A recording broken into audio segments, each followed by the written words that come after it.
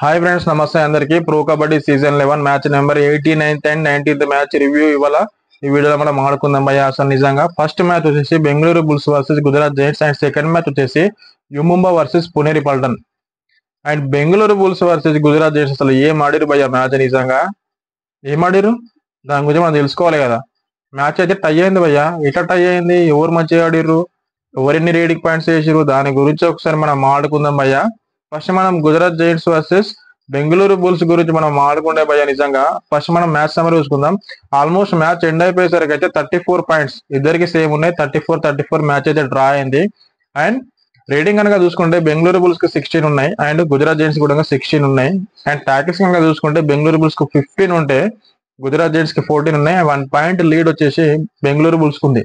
And ఆల్అౌట్స్ కనుక చూసుకుంటే ఇద్దరికి సేమ్ ఉన్నాయి, 2 ఆల్అౌట్ పాయింట్స్ ఉన్నాయి. అండ్ ఎక్స్ట్రా చూసుకుంటే గుజరాత్ జైంట్స్ కి 2 ఉంటే బెంగళూరు బుల్స్ కి 1 ఉంది. ఇక్కడ 1 వీళ్ళు లీడింగ్ లో ఉన్నారు కదా. బెంగళూరు బుల్స్ టాకిల్స్ లో 1 పాయింట్ లీడింగ్ లో ఉన్నారు, వీళ్ళు ఇక్కడ 1 పాయింట్ లీడింగ్ లో ఉన్నారు.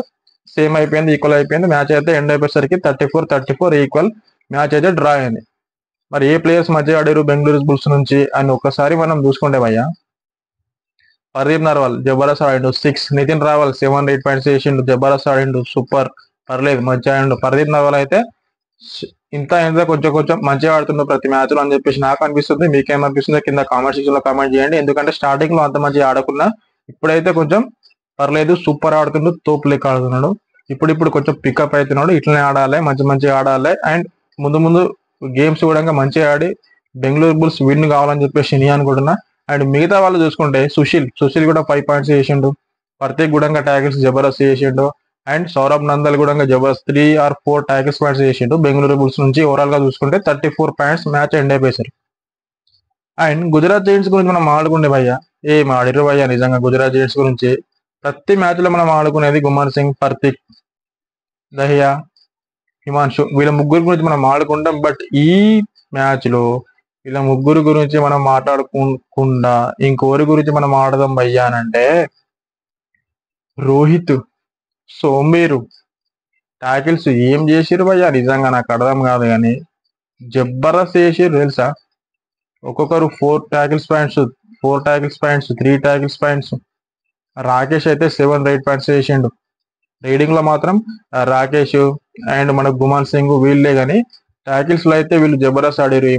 ఇమాన్షు అంతేం ఆడలే, ఓన్లీ 2 పాయింట్స్ ఏమో చేసిండు అంతే ఇమాన్షు. అండ్ మిగతా వాళ్ళు అయితే నిజంగా తోపు లెక్క ఆడారు భయ్య. సోమీరు నిజంగా చెప్తున్నా మాత్రం గుజరాత్ జైంట్స్ ని కొంచెం మెచ్చుకోవాలి ఈ మ్యాచ్ లో. ఎందుకని అంటే ఆపోజిట్ టీమ్ లో పర్దీప్ నర్వాల్ లాంటి ప్లేయర్స్ ఉన్న, ఇక్కడ ఉన్న ప్లేయర్స్ ఒక్కరుడంగా ఎక్స్పీరియన్స్ ప్లేయర్స్ లేకున్నా కానీ ఇంత జబర్దస్త్ ఆడారు. ఇంత టఫ్ కాంపిటీషన్ వచ్చి మ్యాచ్ అయితే డ్రా అయింది అంటే నిజంగా గుజరాత్ జైంట్స్ అయితే అప్రిషియేషన్ చేయాలి భయ్య. అండ్ నెక్స్ట్ మ్యాచ్ వచ్చేసి పునేరి పల్టన్ వర్సెస్ యుముంబా. ఈ మ్యాచ్ గురించి మనం మస్తు మాట్లాడుకోవాలి. అసలు ఈ మ్యాచ్ సమ్మర్ ఏంది, ఎవరు గెలిచిర్రు, ఎవరిని డిఫరెన్స్ తోటి, ఎవరు ఎక్కువ లీడ్ తోటి గెలిచిర్రు, ఏ ప్లేయర్ మంచిగా ఆడారు, దాని గురించి ఒకసారి మనం వీడియోలో మాట్లాడుకుంటే భయ్య.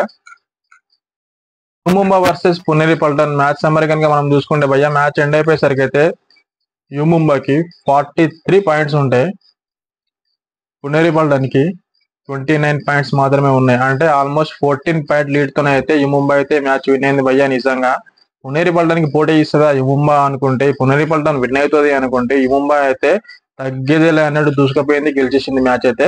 ఒకసారి మనం మ్యాచ్ సమ్మరీ చూసుకుంటే యుముంబాకి వచ్చేసి 20 రేట్ పాయింట్స్ ఉంటాయి, వాళ్ళకి ఓన్లీ 14 రేట్ పాయింట్స్ మాత్రమే ఉన్నాయి పునేరి పల్టన్ కి.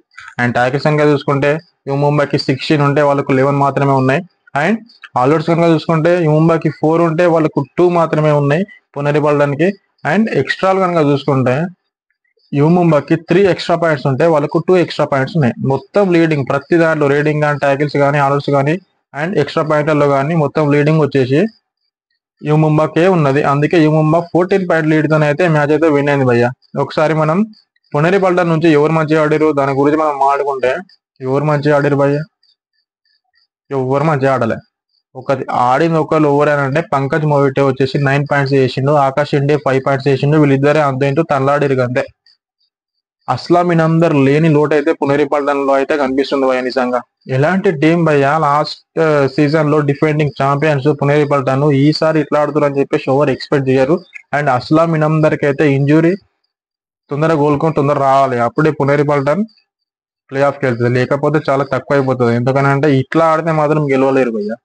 ఇలాంటి టీమ్స్ యుముంబా, పునేరి పల్టన్, యుముంబా కంటే పునేరి పల్టన్ కొంచెం హైలో ఉంటది. అలాంటిది కూడా యుముంబా పైన పునేరి పల్టన్ ఓడిపోయిందని అంటే నిజంగా ఒకసారి వాళ్ళ కాన్ఫిడెన్స్ లెవెల్ ఎట్లా తగ్గిపోతే ఒకసారి ఆలోచించండి.